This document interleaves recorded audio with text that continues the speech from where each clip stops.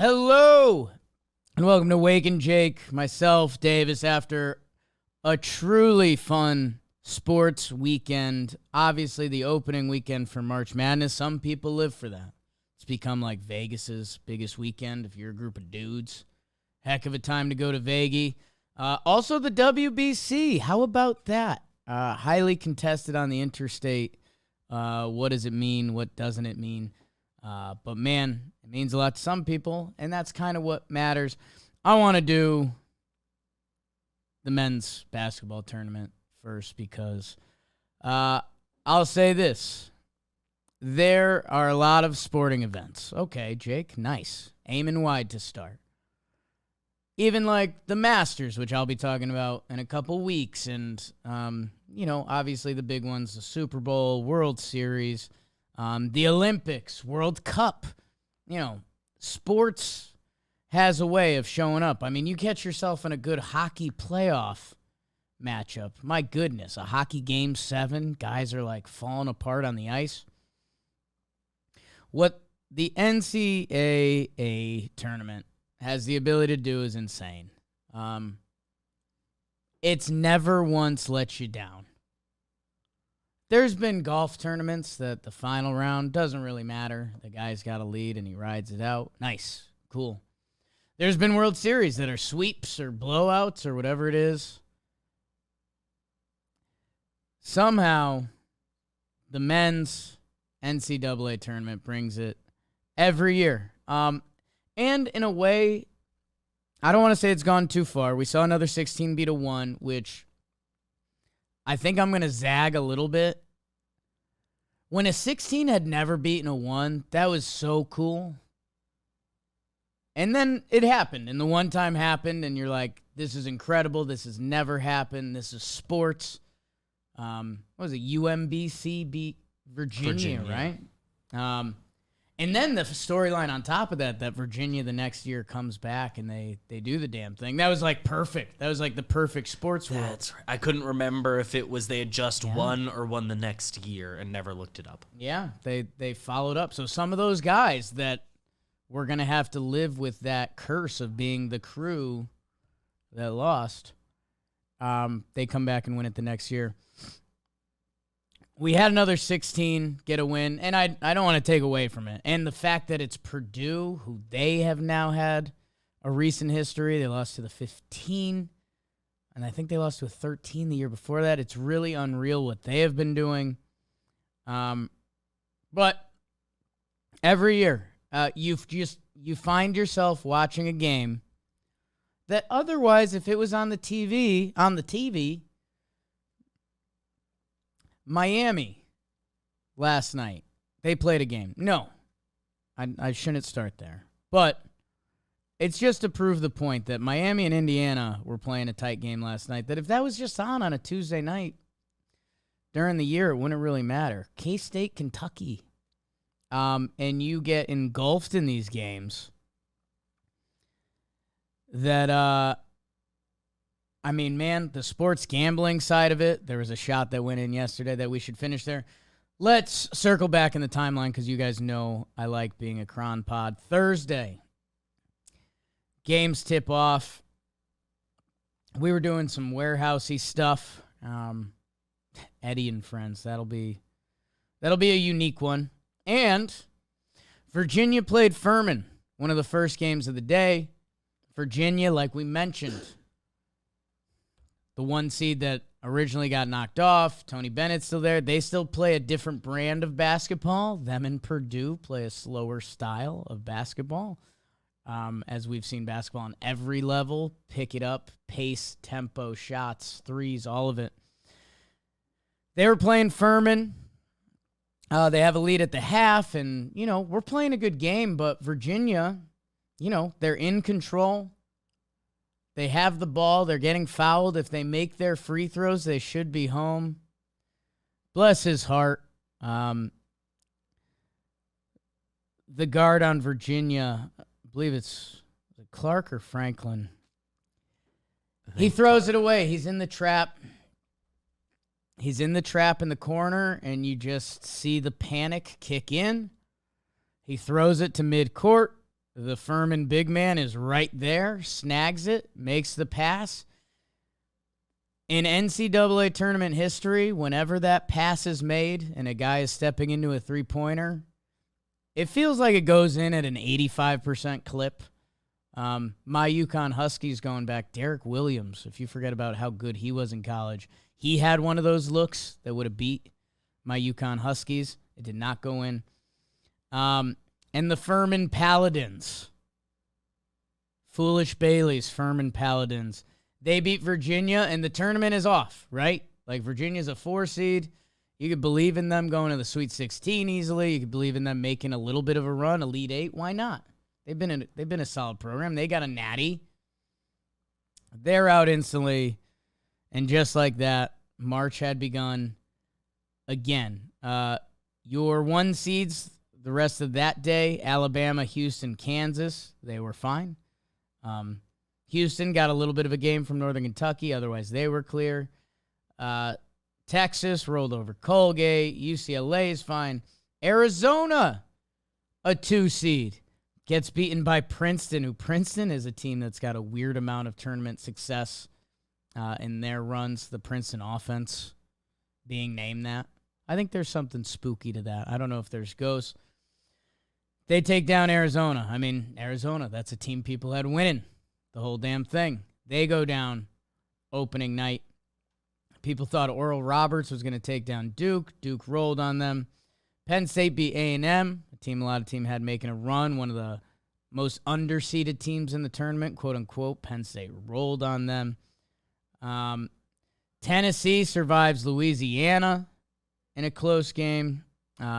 Maryland gets essentially they survive a potential buzzer beater from West Virginia. Up and down the board. I mean, you just get sucked into these games, man, that on a normal weekend, previous to this, college basketball starts up in October,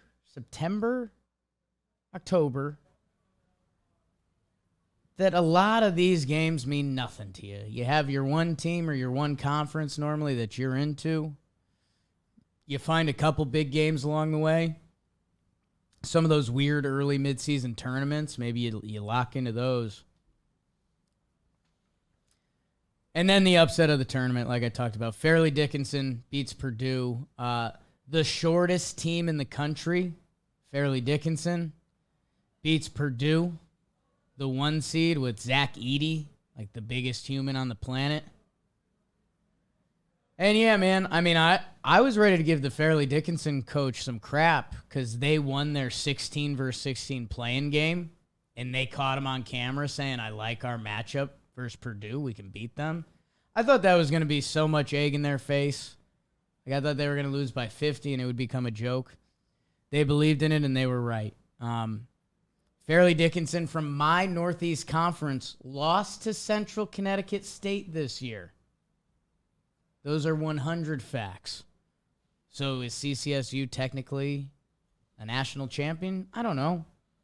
I don't know if you can label them that way. And they were just fun, man. I mean, Fairleigh Dickinson, they've got the classic undersized tournament guard who looked like the fastest guy you've ever seen play basketball. And yeah, literally the shortest team in the country, taking down number 1 Purdue, who their tournament history, yikes, has been so bad recently. Gonzaga survives a Grand Canyon scare. Told you guys when I was filling it out, if Grand Canyon got pretty much anyone else that wasn't Gonzaga, would have been in on that. Xavier survives Kennesaw State. And they actually keep it moving, and they looked good. Kansas State looks really good. They've got Marquise Noel at point guard, another undersized college guard guy that is just as fully in control of a game as you'll ever see. What were some of the other ones? TCU, Arizona State. They survived that one, which they moved on to face Gonzaga, which a lot of people really liked as 2 of the better teams in the tournament. Memphis kind of gets jobbed, and people are wondering if the NCAA hates Penny Hardaway. I don't know. I don't think it's necessarily that, but a couple brutal calls in that game. Jump ball that should not have been called. And this day for me was big for my UConn Huskies. I'm a UConn Husky fan. The program's been in a weird spot. They went to the AAC. The competition just wasn't good enough there that if you got a couple losses in the season, which you were gonna, it just kind of killed your season. That they were back. This was a team that was ranked number 2 in the country at one point. They got a 4 seed, which was pretty tough, and they were in the West region that was pretty stacked. And they drew Iona in round 1. I know it's a 13-4, but you see Patino on the other sideline. That's something. UConn is down at the half, 39-37. They turn it on in a big way in the second half. 50-24 in the second half. The Huskies roll. It was good to see my Huskies do that. Was really hoping for a Sweet 16 berth out of this tournament to kind of get their program on track. Little news flash, they get it. And the bracket lines up really good for them. Those 2 days of college basketball are insane. Like, if you let yourself get caught up in that, if you give yourself the Thursday and Friday to kick off March Madness, my goodness, your brain starts turning into scrambled eggs. That Saturday and Sunday where there's a game every hour on the hour, basically, it still doesn't feel as powerful. Like, it just feels like a slow speed, which is just craziness because there's constant games. Alabama looks incredible. Quinterly is going. I picked them to win it all. I think if you guys listen to that, you know. Miller, I think he's the best player in the tournament. And he was still playing with an injured groin, and he didn't really max out in these games, and they still won blowouts. I think Alabama runs this thing. The one team that probably can give them the biggest scare is Houston. They roll over Auburn in the second round. Those teams seem to be on a collision course for the championship. But the reason we play out this whole damn tournament, Arkansas beats Kansas 72-71. Huge second half from Pig Suey. Eric Musselman's got his shirt off with the last name Musselman. Life finds a way sometimes. And by the way, ergo why I'm excited about my Huskies, they get Arkansas. They got a path to the Elite Eight.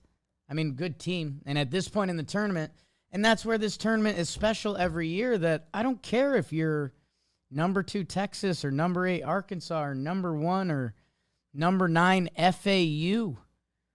Like, you're at a certain point, the seed just goes out the door, and you are in this tournament as equals.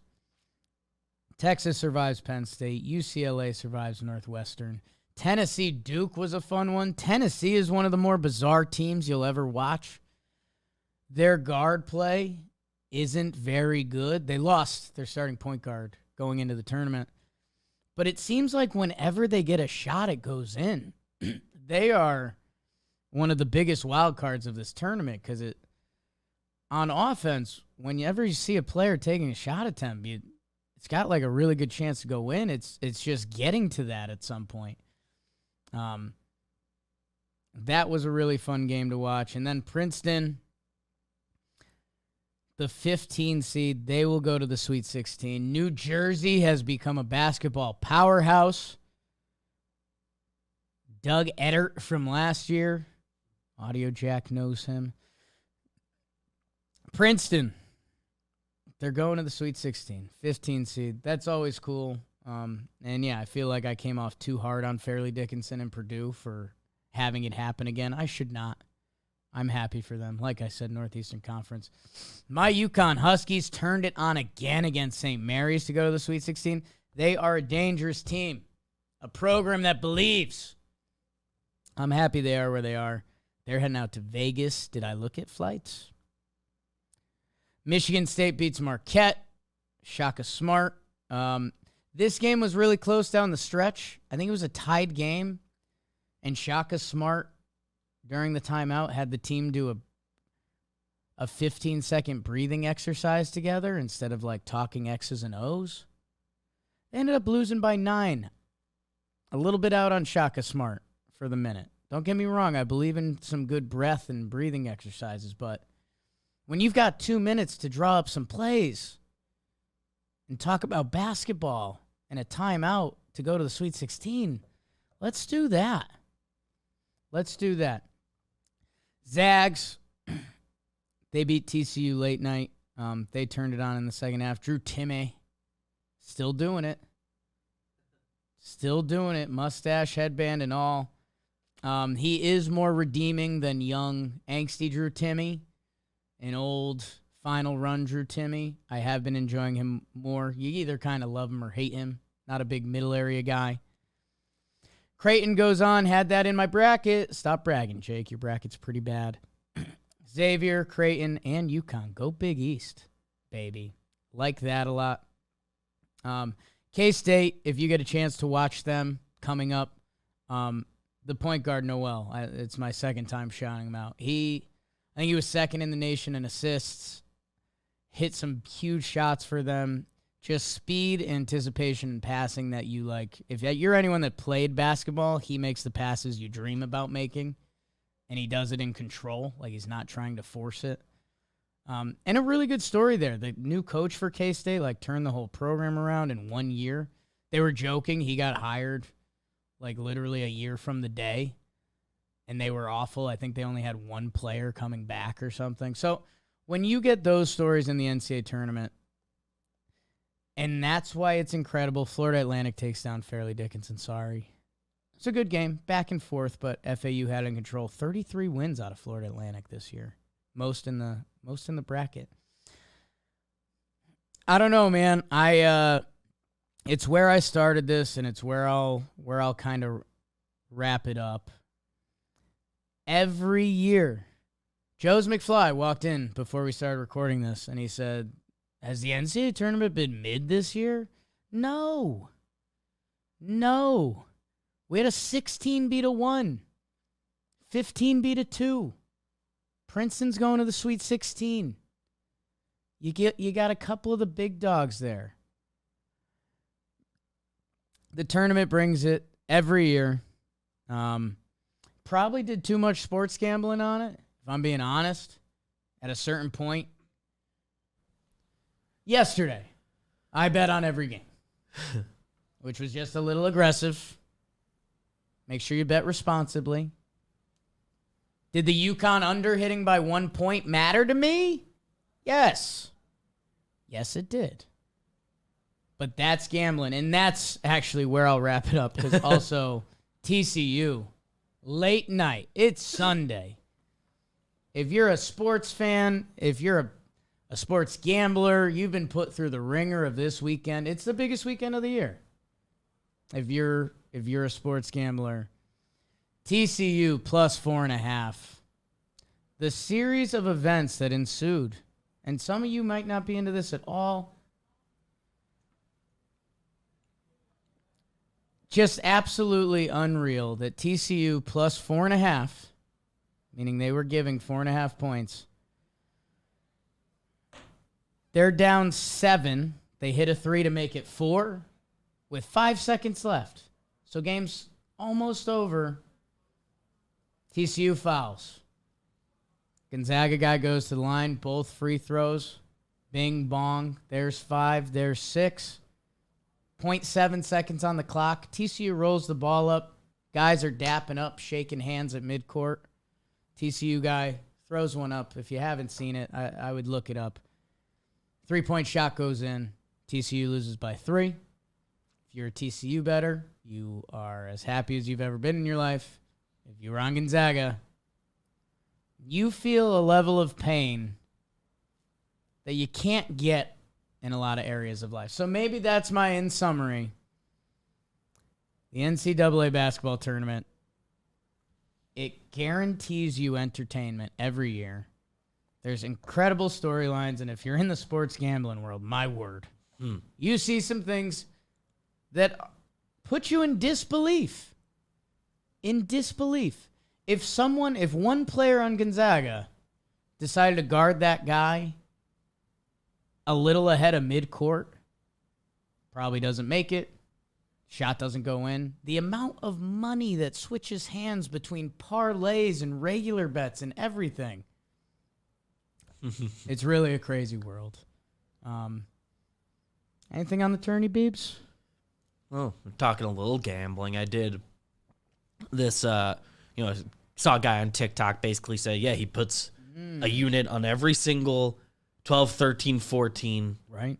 And basically, like two of those will happen and you at least break even, basically. And so I did it. Kind of didn't happen. In the process of picking all those, there's just a lot of games. I accidentally included Princeton. So okay, there we go. I ended up in a good spot. That was Alex Grapp, new to our office. He told me about that theory. And then I was very mad at him because he said the one team he didn't bet was Princeton. And I was like, all right, if you're going to run that theory at me, you can't pick and choose. No, are you doing all of them or you're not? That's not the theory. You probably should have just included 15s. But. You got to do them all. Or even if you skip the 16s, I guess. Dan Rourke with a good tweet. Just DJ LeMahieu's picture and stats from spring, and he labeled it healthy. Nice. That's just good. So, I love the NCAA tournament. It has an argument for best event in sports. Continue to watch with me. Continue to watch some Huskies basketball as we get back on the map, baby. Blue Bloods.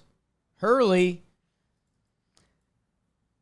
That's the tournament. Let's do a little World Baseball Classic because it is the news in the sports world. And I'm just going to come at it head on. We got a lot to do today, and this might be high and tight. And, hey, I guess baseball world people kind of want my opinion, so I'll tell you. And we just did this on Talkin Baseball a little bit that just got released. Because I live on the internet, so I'm not going to play dumb. And we use Twitter. A lot of it was KFC from Barstool, and hey, some of his stuff is for clicks. And by the way, he did come back and he was like, hey, I realize this is kind of cool. And it's where, if you listen to Talking Baseball, my guy John is frustrated because like a lot of situations in life, and it's not the best for your Twitter click or your view, every side has a good point. That, hey, if you're a guy, a pitcher especially, that you're working for a new contract, it's going to the WBC and ramping up and getting away from your throwing schedule the best for you? Probably not. And as long as the WBC is held before the season, that's going to be a problem. Okay, so there's that. John, to his credit, and you have to be careful how you phrase it, right? Because you don't want to come off as this like American nationalist, but we are into our World Series, and we call it the best league in the world, and we say, if a team wins it, we say they're the champions of the universe, and corny lines like that. So we have our World Series. Other countries have other leagues that are very important. Japan, the Caribbean League, and we see teams celebrate those. For the World Baseball Classic, it's that feeling of country that you can't replicate anywhere else. You see it in the Olympics. I just raved about, if you watch a college basketball game, Kansas State, the kid hooked me in. It was Kansas State, Kentucky, Marquise Noel, the point guard, little guy, absolute stud. He hooked me in. He won me over. He won the crowd. It's one of my favorite lines from Gladiator. Win over the crowd. I say it when I talk about blitzball sometimes, and I feel like a little dorky when I do that. But when you're playing for your country or feel like you're playing for something bigger, you just feel that more, man. And when Trey Turner hits essentially a game-winning grand slam, that is a different emotion than if he hit a game-winning World Series grand slam. Both are very good. Trey Turner would like both of those a lot. The World Baseball Classic one, you get into the phrase meaning more, and it turns into the sports conversation when you start comparing players and who's better. Who's better, Mookie Betts or Aaron Judge? I don't know, man. I mean, Judge's pretty damn good.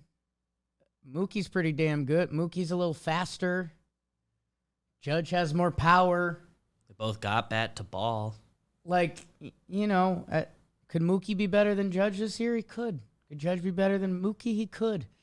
And I think you just have to view World Baseball Classic through a similar lens as that, because I will now counter myself, sports radio, is that I say that's also what this is all about. Me, BBD, and half our office out here, we could debate Judge and Mookie for 8 hours today. I mean, till the end of time. That might be dramatic. I don't know if we could debate it till the end of time, but, no Mookie Betts' career WAR, 56.4. Whew. Led the National League in runs last year. A casual 35 homers, 5th in MVP voting. Somewhat quietly, like his best year besides the MVP year. I think he's better defensively than Judge, and he's got 6 Gold Gloves that show that. But by how much is he better? By how much? Judge broke the home run record last year. Like, it's sports, and it's the beauty of sports and all of that. The WBC is cool.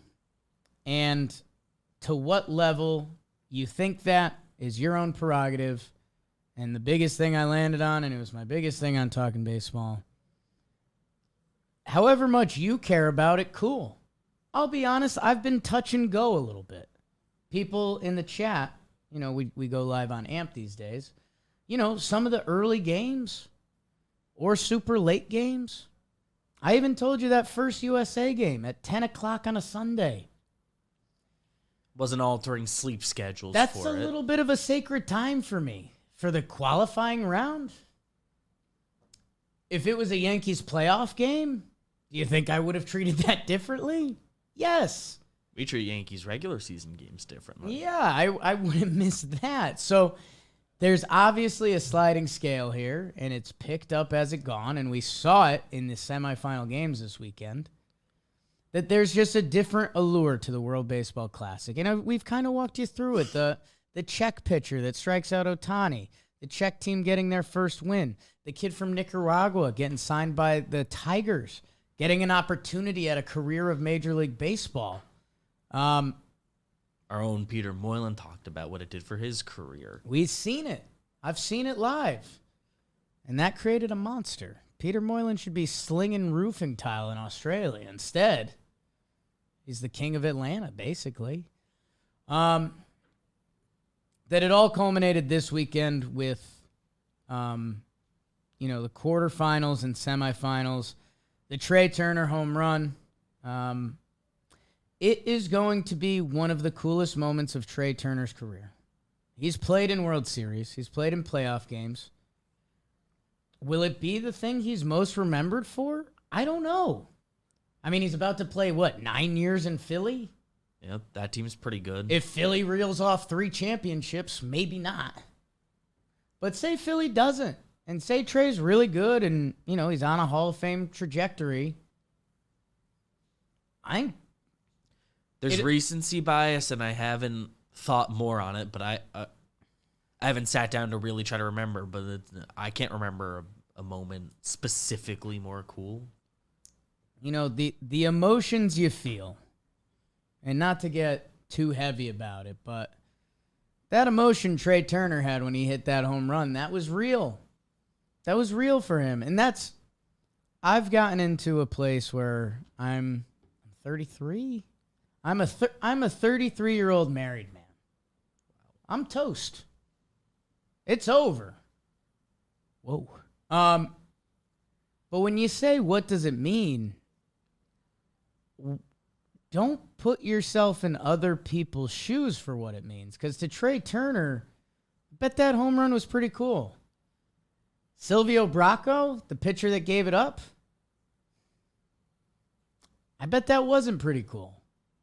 I bet that stung, man. And that's just, if you follow European soccer, they have a bunch of different cups and Carabao Cup, the Premier League, the Champion. Like, what does it all mean? Something, but also in the realm of life, I don't know. What does Fairleigh Dickinson beating Purdue mean?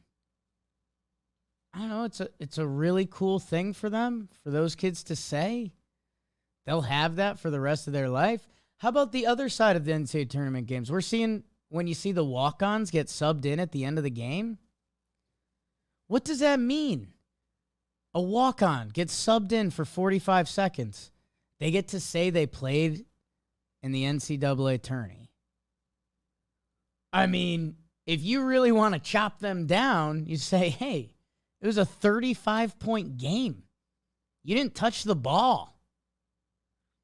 Who cares? Who cares? That tournament that I just said guarantees fun every year and drama and entertainment, they were a part of that. And that's really cool. In the World Baseball Classic, I think this year has taken a major jump as we saw a lot of the USA players, at least offensively, participate. The pitchers is really tricky. And we talked about that last time. If they find a midseason way to do that in maybe 2 or 3 tight weeks, that would be the only way to get there. But for now, the tournament's in a really good place, and we had a couple incredible moments. The Mexico-Puerto Rico game was off the chart. Randy Arozarena just can't stop performing in a big game. I don't know if you believe in clutch, and baseball might be the toughest sport to believe in it, but I don't know. You'd be foolish to bet against that guy at any point in any big game. Tell Joe's, our guy Joe's McFly, that DRPR game and the intensity in that stands and what it means to those people and, just trash talk. I mean, if you play or are involved in any activity, if you're good at playing cribbage, if you're good at a video game, if you're good at whatever, what does it mean? I don't know. If in that moment you're the best MLB The Show player in the world and you won that tournament, God, that'd feel pretty good. And there'd be a massive chunk of people that would tell you like, what does it really mean? You play a lot of video games, nerd? You start getting into philosophical, what does anything mean questions? And if you're there, you've gone too far because people are enjoying this. The stands are sold out. People are watching. People are having fun. People are competing. And that's kind of all it is. So, we get Japan-Mexico tonight, and we're about to see Roki Sasaki, 21-year-old flamethrower that at some point is going to be on the MLB radar. I mean, what if he just shoves tonight? People are watching. There's not a lot of sports competition on tonight. It's a Monday night. You got some women's NCAA tournament. There's probably an NBA game or two. A lot of people are going to be watching this kid. And if he goes out and does what he can do, I don't know, man. The MLB will try to get involved to get this kid over as fast as possible. And, again, there's some American bullshit there, right? Because there's a league in Japan that's pretty good. And everyone thinks this Japan and USA are going to meet up in the championship. And what if Japan beats USA? How far off is their league? That becomes the question that, hey, enjoy it. It's competitive baseball. The at-bats are fun. Guys are trying, which in spring training you don't always know. Remember when the story of spring training for a little bit was the Dodgers prospect Vargas that hadn't swung yet? Is that more fun to you than the World Baseball Classic? I don't know. I wouldn't say so. I'd say I like seeing these guys compete. Did the injury suck? Sure. The Diaz injury, what do you do? There's always going to be at least one of those. Like that. Everybody in the world said that going in because it's spring training. There's just during this 2-week period, someone's going to get lost for the year. And it wasn't even like celebrating. It's not like he got tackled. He hopped. It was purely a freak thing. And in my head, I've decided that anytime freak injuries happen, when you see the pitcher throw and their arm looks like it stopped working and you go, ooh, I hate that.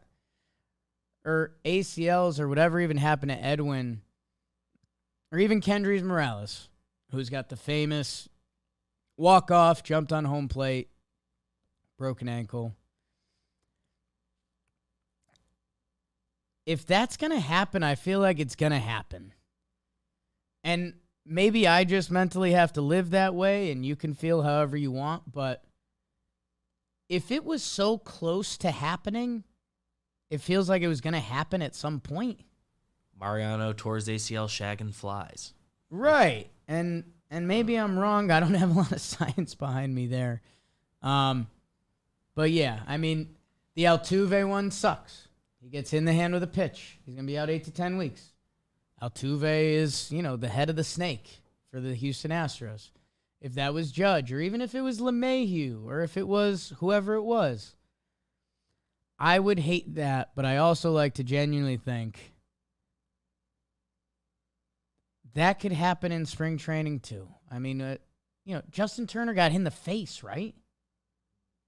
Like, I don't know. It's baseball. You're playing a sport. It's part of the reason that, that sports are like our modern day gladiators. That, there's a risk when you play basketball. There's a massive risk when you play football. There's a risk when you play baseball that, I don't know, Arenado got one in the hand and he was okay.